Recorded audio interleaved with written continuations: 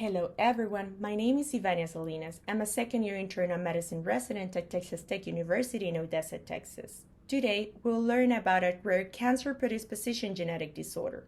The patient is a 25-year-old female with Bannayan-Riley-Ruvalcaba syndrome who presented to our clinic for evaluation of intermittent burning epigastric pain associated with postprandial nausea over the previous 6 months. She denied any weight changes, hoarseness, cough, dysphagia, vomiting, or diarrhea. She also denied any frequent use of NSAIDs, cigarette smoking, or any history of H. pylori infection. The physical exam was relevant for a prominent head circumference above the 97th percentile with normal-looking facial features. The abdominal examination showed mild epigastric tenderness to deep palpation. Over the trunk and lower extremities, we could observe multiple soft tissue tumors corresponding to lipomas. She was diagnosed with Bannayan-Riley-Ruvalcaba syndrome at the age of 24, based on a history of macrocephaly, mild learning disabilities, and multiple subcutaneous lipomas. A molecular diagnosis confirmed a heterozygous missense mutation in the PTEN gene. Due to the increased risk of gastrointestinal cancer associated with this condition, an endoscopic evaluation was performed. The EGD revealed numerous 3 to 7 millimeter sessile polyps located in the distal esophagus and gastric cardia. Also, an erythematous and erosive mucosa in the gastric antrum was observed. The colonoscopy showed numerous 3 to 9 millimeter sessile polyps throughout the entire colon. Histopathologic examination confirmed multiple types of polyps throughout the GI tract, including ganglioneuromas, inflammatory polyps, lymphoid polyps, and lipomas. Biopsy of the gastric mucosa identified chronic active gastritis in a positive immunohistochemical stain for H. pylori infection.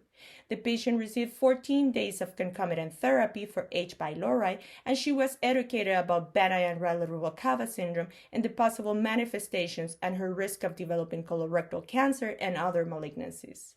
The PTEN gene, located on chromosome 10q at 23, is considered to be a tumor suppressor gene that inhibits signaling pathways critical for cell proliferation, cell cycle progression, and apoptosis. The loss of function of this gene is associated with different kinds of cancers, including thyroid, colorectal, breast, endometrial, renal cancer, and melanoma. Bannayan-Riley-Ruvalcaba syndrome is clinically diagnosed in the presence of macrocephaly, subcutaneous lipomas, vascular malformations, intellectual disability, and intestinal polyposis. Gastrointestinal polyps are distributed through the stomach, duodenum, and colon. The range of polyp types includes adenoma, ganglioneuromas, hamartomas, inflammatory polyps, leiomyomas, hyperplastic polyps, lipomas, and lymphoid polyps.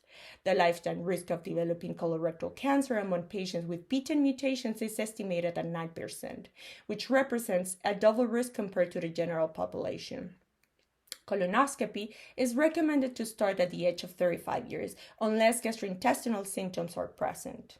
Management recommendations suggest the endoscopic resection of gastrointestinal polyps given the varied histology with preferential removal of larger polyps of those that appear to be adenomatous. Future treatment options may involve targeting the genetic pathways affected by the loss of function of the PTEN gene. Currently, an open-label pilot trial is being conducted by the National Institutes of Health to determine whether sirolimus reduces colon polyp burden in patients with a confirmed mutation in the PTEN gene. Our patient had endoscopic resection of the polyp that appeared to be adenomatous. All of them came back negative for malignancy. Thank you for listening, and I hope you enjoyed the presentation.